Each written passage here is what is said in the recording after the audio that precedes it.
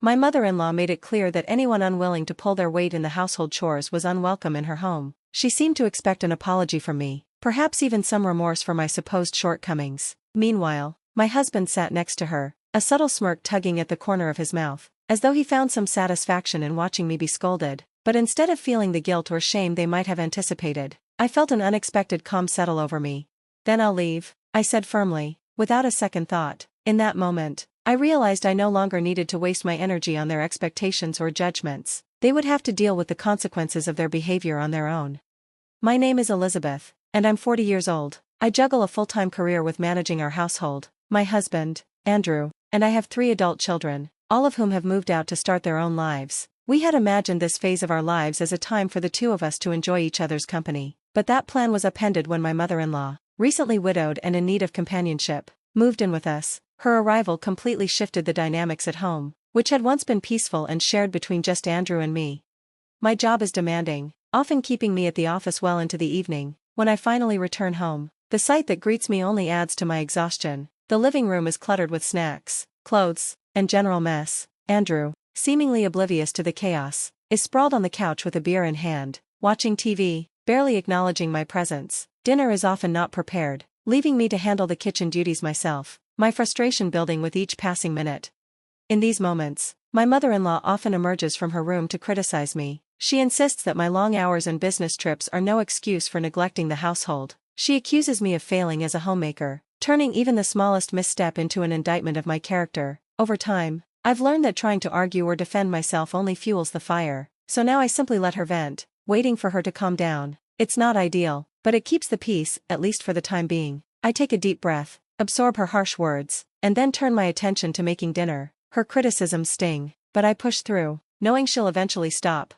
What I find harder to bear, however, is my husband's attitude. He seems to enjoy watching me be chastised by his mother. "Women should appreciate their husbands. You lack charm," she often says, and Andrew echoes her sentiment, mocking me as I set the table. My frustration isn't just with her. I'm increasingly irritated by his passive complicity. Despite my repeated requests for them to start dinner without me when I'm late from work, they never do. When I finally arrive home, they sit there, waiting for me to serve them, as if I'm some sort of servant. The dynamic in our home has shifted drastically since my mother-in-law moved in. Before her arrival, Andrew was a true partner, helping with household chores, cooking meals when I worked late, and actively participating in raising our children. But now, he has completely stopped helping and has joined his mother in her constant criticisms. It's baffling and frustrating. She calls me lazy and incompetent, yet she's the one who's dependent on us. She has contributed nothing financially, despite inheriting a sum of money from her late husband. Instead of using it wisely, she squandered it on luxuries, quickly draining her funds and even accumulating debt. Now, she lives with us rent-free, as though we owe her something.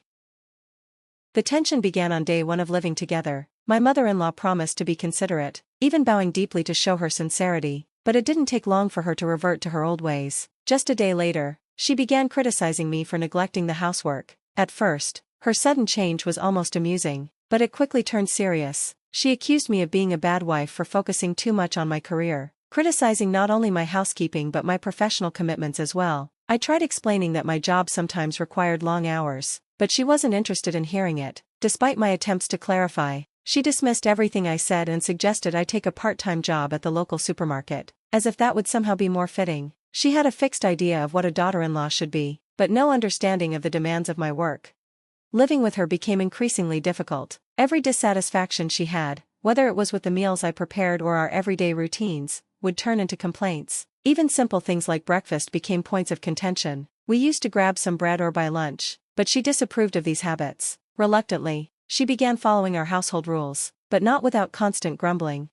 Dinner time soon became the focal point of our disagreements. She insisted it be served promptly at 7 p.m., with at least 3 side dishes, and that everyone eat together. She claimed this was the norm for families, but my work often kept me past 7 p.m., making her demands unrealistic. Her rigid expectations clashed with the reality of my job, which was crucial to our financial stability. She didn't see the need for it, though. She suggested that Andrew's income should be enough and insinuated that my work was more about personal choice than necessity. When I turned to Andrew for support, he dismissed the concerns, telling me I would learn my lesson eventually. His lack of defense only deepened my frustration. It seemed he was content in his role as the indifferent, sympathetic husband who couldn't be bothered to help around the house. This irritated me even more because when we first moved in with my mother-in-law, he had been quick to side with her instead of supporting me. Since then, it felt as if they were a team, and I was the outsider.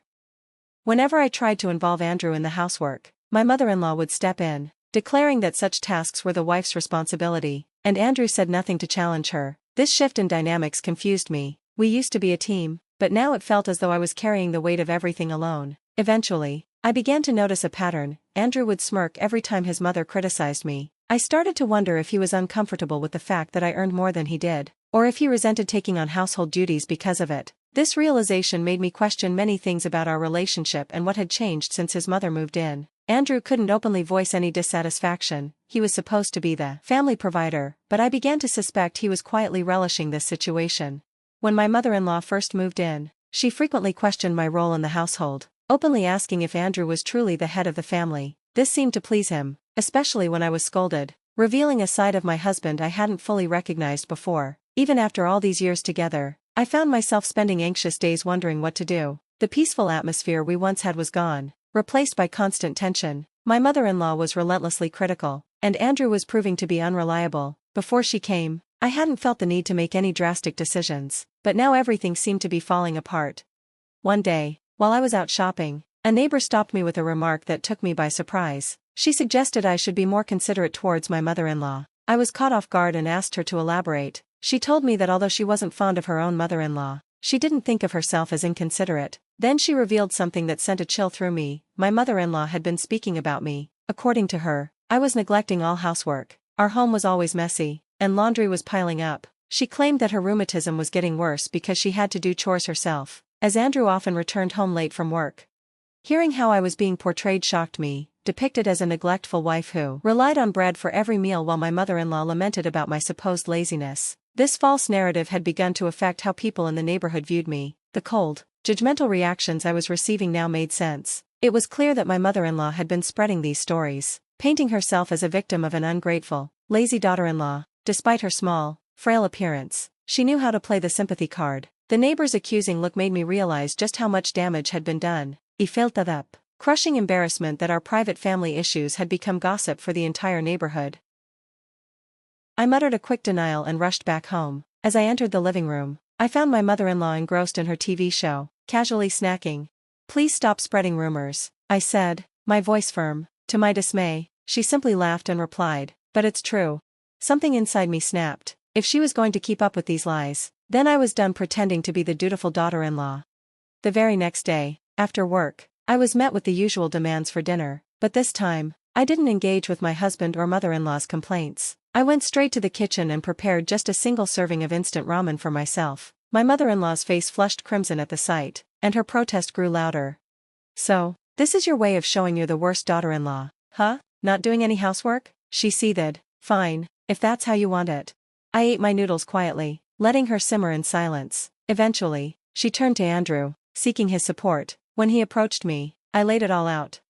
"Mom's been telling everyone that I'm a terrible daughter-in-law, neglecting the housework." When I confronted her, she doubled down on it. "So now, I'm just going to stop doing everything she's been accusing me of. I'm only doing what she's telling everyone I do," I said, recalling the neighbor's words from the day before.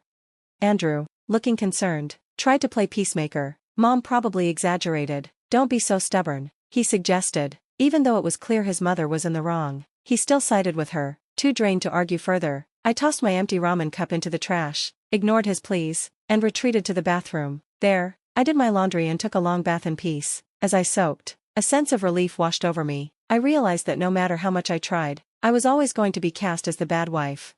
From that point on, I stopped participating in the household tasks my mother-in-law had been criticizing me for. She'd complain about not having freshly baked bread on my days off, but I held my ground. One morning, when I woke up and entered the living room, she demanded I go out and buy bread.